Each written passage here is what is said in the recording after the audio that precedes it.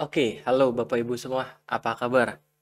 Jadi di video hari ini saya akan bahas satu saham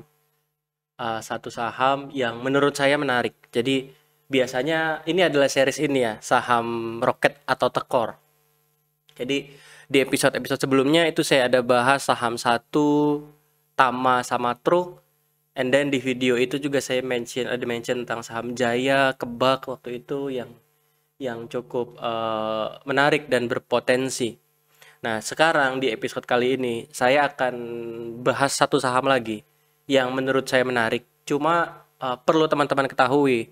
Jadi saya mau terbuka di awal bahwa saham ini pernah direkomendasikan di grup alumni kita, di grup alumni Bandarmologi bersamaan dengan saham Esta, dan saya sendiri sampai sekarang pegang saham ini karena saya masuk saham ini cukup telat. Jadi saya waktu itu masuk sempat sedikit, terus nggak lama untung dikit keluar, saya nggak hold lama, terus waktu udah di atas saya beli lagi. Jadi posisi saya sekarang nyangkut nih. Posisi saya sekarang nyangkut, tapi saya buat video ini bukan minta bantuan teman-teman buat kerek sahamnya, bukan. Tapi ya at least jadi informasi buat apa namanya? Jadi informasi buat teman-teman semua, buat teman-teman semua. Sebentar, saya tunjukkan dulu bahwa bahwa memang saya punya saham ini. Saya punya saham ini. Sebentar, saya lupa edit ininya. Oke, sebentar ya.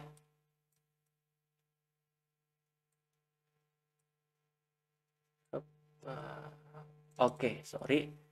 Nah, jadi saya memang punya saham SMDM. Saya punya sekitar 3.200 lot, 3.230 lot. 3.230 lot, saya punya saham ini di harga 187. Sekarang harganya itu ada di rentan 179. Jadi saya posisinya lagi nyangkut nih. Coba saya buat video ini bukan untuk supaya teman-teman bantu HK, bantu kerek dan saya jualan, enggak. Time frame saya juga enggak sependek itu sih buat saham SMDM ini. Bahkan nanti di akhir pun saya akan bilang bahwa ya entry point di saham SMDM ini nanti aja tunggu. Kenapa? Karena umumnya kalau saham sepi gini baru dibahas, mungkin naik sebentar, tapi seterusnya turun. Nah, kita bisa tungguin aja, mungkin dapat di 140, 150 itu a good price banget buat teman-teman semua. Dan saya pun mungkin akan average lagi untuk di range itu kalau memang sampai di range itu. Nah, pertanyaannya adalah kenapa menarik? Jadi tadi malam waktu saya live IG sama Ci Alin, saya bahas tentang masalah free float. Free float. And then di video saham GTSI itu saya juga bahas tentang free float. Nah, beberapa saham yang free floatnya kecil itu biasanya jadi barang yang saya rekomendasiin ke grup alumni Bandarmologi. Kemarin yang kita sempat rekomendasiin ke alumni Bandarmologi itu salah satunya adalah saham Esta. Nah, saham ini ARB sekarang. Cuma waktu itu kita call di 100 105, 120-an. Nah, kalau saya nggak salah 100-an, di bawah 150. Kenapa ya? Karena alasan dari sisi Bandarmologi IPO bagus, dari sisi free float atau pemegang saham masih sedikit yang pegang, gitu kan. Masih sedikit yang pegang. Nah, begitu halnya sama dengan SMDM. Dengan SMDM. SMDM ini perusahaan apa, Franz? Jujur saya nggak tahu. Karena saya bukan fundamentalis, saya nggak tahu. Cuma ya kalau mau baca informasinya silakan. Saya lihat laporan keuangannya nggak jelek-jelek banget. Bukan emiten yang rugi terus, bleeding terus, enggak. Eh, Terus yang buat saya kenapa menarik atau jadi saham ini bisa jadi apa ya? Bisa masuk dalam watchlist saya dan saya beli adalah bulan ketika ada satu bulan kayaknya sekitar bulan Oktober atau September itu pemegang saham utamanya nah, jadi sebelumnya pemegang sahamnya itu besarnya ada dua, ada Top Global sama IS apa gitu. Ada IS apa gitu. Teman-teman bisa cari data di keterbukaan informasi. Nah, belakangan si IS-nya ini akhirnya menjual kepemilikannya lagi ke Top Global LTD ini. Ke Top Global LTD, and then kepemilikan Top Global LTD jadi 89%. Di mana di bawahnya ada Martos Investment Incorporation itu punya 7,62 dan masyarakat tuh punya 3,38%. Nah, total ini sebenarnya jumlah yang kecil. Jumlah yang kecil karena minimum free float kan 7,5% ya. 7,5%. Minimum free float 7,5%, ini cuma 3,38%. 3,38%. Nah, seingat saya biasanya kalau free floatnya kurang dari 7,5% itu bursa ngasih sanksi. Cuma saya lupa sanksinya apa, teman-teman bisa browsing deh. Nah, dari 3,38% ini, masyarakat itu ada di angka kisaran 862 sampai 949 pemegang saham jumlahnya. Jumlahnya. Nah, kalau misalkan kita mau hitung-hitung nih, mau iseng-iseng hitung-hitung, hitung-hitung, bagi-bagi gitu kan. Bagi-bagi, hitung-hitung. Ini 161375149, 149. Kita bagi aja sama pemegang saham bulan sebelumnya, misalkan 949. Ada 170.000 lot per orang average ya kalau misalkan kita bagi rata. Nah, ini kan nggak mungkin retail semua. Pasti dari 949 ini ada sebagian besar nominenya. Apakah nanti sahamnya akan di ke-50-in? Belum. Kenapa? Karena biasanya saham-saham yang dihajar ke-50 itu masyarakatnya udah banyak. Baik dari sisi presentase maupun dari sisi jumlah pemegang sahamnya. Teman-teman bisa lihat NV, Deal, atau saham-saham lain yang ke-50 pasti jumlah pemegang sahamnya udah ribuan bahkan puluhan ribu gitu kan. Jumlah investor retailnya. Kayak gitu. Jadi ini yang membuat saya tertarik untuk masuk dan beli SMDM. Dan saya lihat sekilas dari sisi broker summary pun ini sahamnya IPO udah lama. Dari tahun 95, saham tua nih. Saham tua IPO, teman-teman grafiknya bisa cek sendiri. SMDM, oke.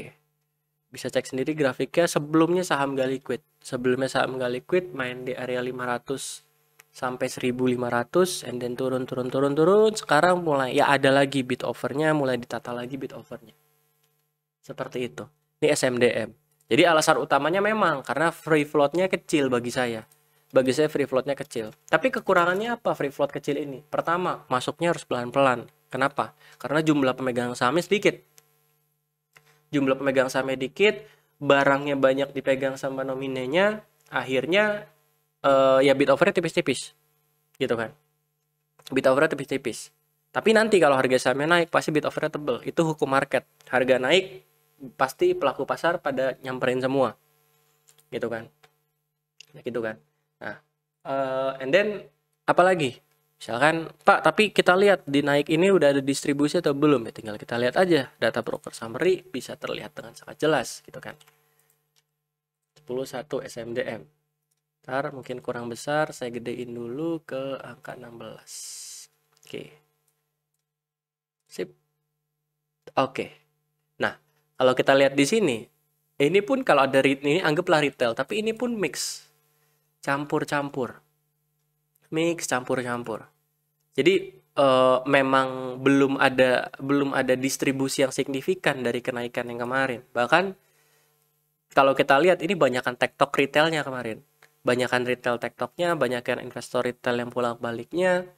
And then ya udah secara keseluruhan sih bandar aslinya atau market makernya tidak melakukan pergerakan yang signifikan di saham di saham SMDM ini.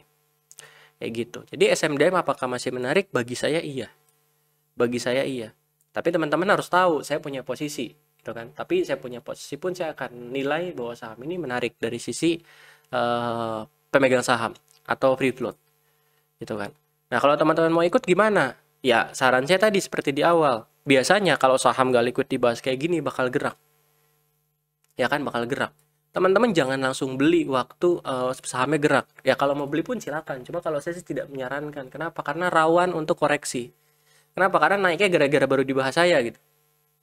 Pasti akan ada aja retail FOMO yang langsung abis nonton video ini mungkin langsung HK, langsung beli, langsung HK. Pasti ada. Cuma apakah kenaikan yang di HK-HKin retail itu akan bertahan? Saya nggak tahu. Cuma biasanya sih enggak. Maka dari itu saran saya tunggu aja. Berjenjang, misalkan di support 1170, di support 2 ini 140 misalkan. Beli. di situ, sabar di situ, kayak gitu. Dan saham kayak gini itu tinggal cuma masalah waktu aja, cuma masalah waktu. Contoh lainnya Nelly pun jumlah pemegang sahamnya sedikit, saham Nelly sekarang, saham Nelly udah naik terus gitu kan. Jadi memang tinggal tunggu masalah waktu aja sampai saham ini jalan. Karena secara perusahaan oke, secara bisnis oke, secara pemegang saham barangnya belum banyak di retail, bahkan retailnya masih sangat sedikit. Itu dibuktikan dari antrian yang nggak liquid gitu. Nah, itulah alasan saya kenapa bilang SMDM cukup menarik kayak gitu. Tapi teman-teman ya silakan analisa lagi dengan pendekatan teman-teman masing-masing. Misalkan secara fundamental, Pak ini bisnisnya bukan bisnis yang bisa berkembang, bisnis yang lambat segala macam. Ya udah gitu, nggak usah beli. Atau misalkan Pak ini MACD-nya belum masuk ke area, atau RSI-nya belum masuk ke area oversold atau overbought atau jenuh beli gitu. Ya udah jangan masuk dulu gitu. Sesuaikan aja sama planning masing-masing. Dan cara pemegang saham ini itu bisa teman-teman pakai di saham lain. Nggak hanya berlaku di SMDM, tapi bisa teman-teman pakai di saham lain. Bisa teman-teman pakai di saham lain. Ada ya contoh Esta udah naik, jadi jangan dikejar dulu. Contoh waktu itu Esta, terus ada Nelly, atau ada SPMA, atau ada CCSI misalkan. Nah itu semua teman-teman bisa pakai di saham-saham lapis 3 umumnya ya. Kalau blue chip itu pemegang sahamnya pasti udah ribuan bahkan puluhan ribu, jadi udah agak susah analisanya.